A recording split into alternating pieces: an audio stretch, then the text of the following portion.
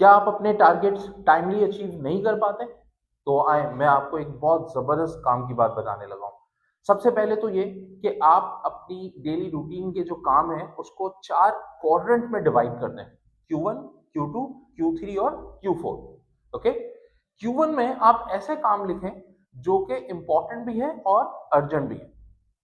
Okay? जैसे आपको सुबह अपने बच्चे को स्कूल ड्रॉप करना है, ठीक है, इंपॉर्टेंट है, और एक एग्जैक्ट टाइम पे ड्रॉप करना है, तो वो काम उस वक्त अर्जेंट नौयत के।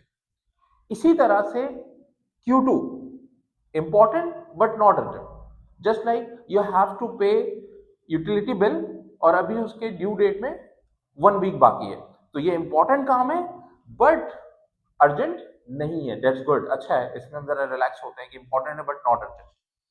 Q3 not important but urgent.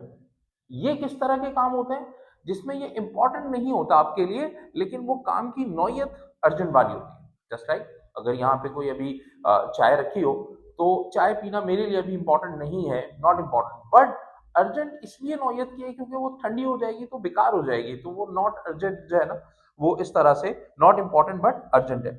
इसी तरह से Q4 not important not urgent, ऐसे काम जो कि इंपॉर्टेंट भी नहीं है और अर्जेंट भी नहीं। जस्ट लाइक आप मोबाइल में गेम्स खेल लें, ना तो इंपॉर्टेंट है ना अर्जेंट है, या फिर आप उसमें कोई मूवी देख रहे हैं जो कि इंपॉर्टेंट भी नहीं है अर्जेंट भी नहीं।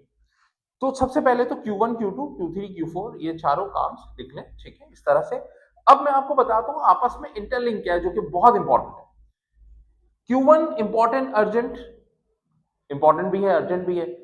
इसमें थोड़े से हम टेंस में आ जाते हैं क्योंकि अर्जेंट नौयत है ना, हमने वहां पे पहुंचना है, stress time. Second important not urgent Q2, ये इसमें हम जरा रिलैक्स होते हैं, इंपॉर्टेंट है, काम तो करना है, वो छोड़ नहीं सकते, इंपॉर्टेंट है, लेकिन नॉट अर्जेंट होने की वजह से हमें कोई जल्दबाजी करने की जरूरत नहीं होती।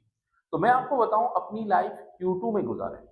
अगर आप अपनी लाइफ Q2 में गुजारते हैं, इंपॉर्टेंट है और वो अर्जेंट ना बनाए, उसको आप टाइम से पहले कंप्लीट कर लें, you can achieve your target. Just like utility bill है, लास्ट डे तक जाने की जरूरत ही नहीं है, प्रॉब्लम होगी, ऑनलाइन लिंक डाउन है, प्रॉब्लम, लोग भाग रहे होते हैं बैंक में, क्या करें? अगर आप उसको पहले कर लेते हैं तो इजीली आप वो Q2 में कंप्लीट कर सकते थे, उसको बिला वजह आपने Q1 में ट्रांसफर कर दिया। तो Q2 वाले काम को Q1 में ट्रांसफर ना करें, ये हमारे लिए प्रॉब्लम है। हम क्या करते हैं कि Q2 के काम को Q1 में हम खुद शिफ्ट करते हैं और उस इंपॉर्टेंट काम को अर्जेंट बना देते हैं, तो इसलिए हमें जो है ना वो प्रॉब्लम होती है। आप कोशिश करें अपनी लाइफ Q2 में गुजारें। अच्छा, इसी तरह Q3 not important but urgent, तो ऐसे काम जो कि इंपॉर्टेंट नहीं है तो उसको करने की जरूरत नहीं है, उसको आप ना करें अगर इंपॉर्टेंट नहीं है। इसी तरह से Q4 not important not urgent, तो ये तो बिल्कुल ही ऐसे काम है जिसमें आपका इनफैक्ट टाइम वेस्ट हो रहा होता है। तो आप जब अपने सारे काम को, अपनी सारी मसरूफियात को इन 4 कैटेगरीज में डिवाइड करते हैं, तो आपको पता लग जाएगा कि आपका टाइम कहाँ पे वेस्ट हो रहा है, जिसकी वजह से आप अपने इंपॉर्टेंट काम कंप्लीट नहीं कर पा रहे या आप अपने टारगेट अचीव नहीं कर पा रहे। Okay, thank you.